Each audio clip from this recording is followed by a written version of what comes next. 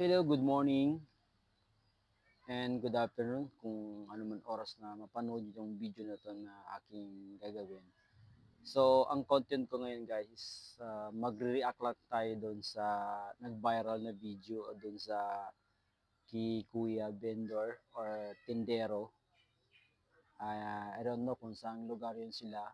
Pero based doon sa pangyayari kasi, makuha natin ngayon, mapuputan natin ng aral na dapat talaga sa mga establishment natin na meron tayong CCTV dahil yun talaga magsisilbi ng magiging kakampi or anumang pangyayari ay magiging kasangga natin siya ba.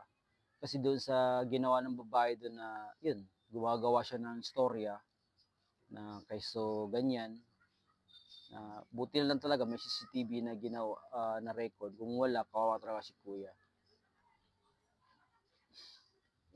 Mm. Tapos yung kamag-anak naman yung babae is agad-agad naman sumugod na hindi alam kung anong sitwasyon. Ayun, mas lalong tama. Tama yung mga comment ng mga ibang content creator na doon sa komento nila or reaction din nila tulad ng pag-react ko din na ganun talaga. Kawawa. Hindi sila nag-iisip eh. So sana, magbigay talaga sa atin yan. Kasi tayo, bilang negosyante, meron tayong sariling store na ganyan, always nakakaharap sa mga klase-klaseng customer, babae man yun na mapamalalaki, o yan, delikado. Especially sa babae, kasi babae talaga, naku, kampihan talaga ng mga hindi pa nakakalam sa sitwasyon. Gaya ng video na nag-viral, ay, di ba? Agad sila naniwala doon sa babae na hindi naman pala totoo. So, yun nga, dapat natin talaga isip yung sarili natin. Kasi ako ganyan din eh. Siyempre, pag nakakausap yung customer, di natin maiwasan ng mahawakan. Tapos ganun lang. Nako, mahirap yan. So, sa'yo naman, girl, ate girl na ewan, nag-viral ka na dahil sa ginawa mo. Ayan, tuloy, napahiya ka. Tapos grabe no, nung sinabi naman CCTV, bigla silang umatras lahat. So, tama rin si Kuya Manong eh.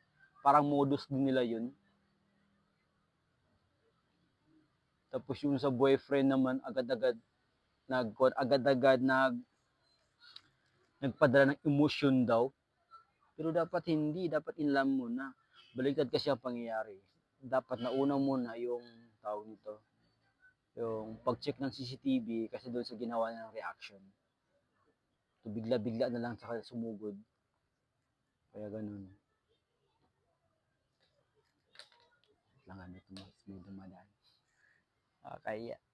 So, ngayon guys, na ako diri sa MSU, Mindanao State University sa Marawi branch. Opo. So, nag-travel kami dito around mga madaling araw. Umalis kami ng origin place namin is alas 12 ng hating gabi. So, dumating kami dito mga 6:30 ganyan. So, naligaw-ligaw pa kami dito sa area kasi nag-iba. Yung first punta namin dito, 2024, yes. So, ganito rin, the same situation din, umattend kami ng graduation. So, nung first punta namin dito, maayos naman, dire-diretso. Agad din namin nahanap yung location. Pero itong pangalawa, grabe. Nag-iba kami ng location, dumaan kami sa Carmen, tapos may, kalimutan ko yung San Crossing na yun. Basta, papasok sa Wao, ganyan. Sa mga nakakalam, papasok sa Wao. Yun, padiretso na yun. Hanggang sa dumating kami doon na kami napadpad sa may ground zero dito sa Marawi. Kung saan naganap yung seeds noon. Ano bang tawag doon? Baka mali ako sa pagbanggit eh. Pagtawanan pa ako ng mga tao, viewers natin. Kayo nang bala umintindi guys. So yun nga, so, sayang lang kasi dati ko pang inaasam-asam na makapunta ako sa ground zero. Pero hindi rin nangyari noon eh. Tapos kanina, mga alas 4, napadaan kami bigla. Problema naman madilim. Di ko makita yung lugar. Pero sana I hope mamaya pag-uwi namin, kung umaga pa, mapadaan kami ulit doon sa Ground Zero. At least makita mo lang, di ba?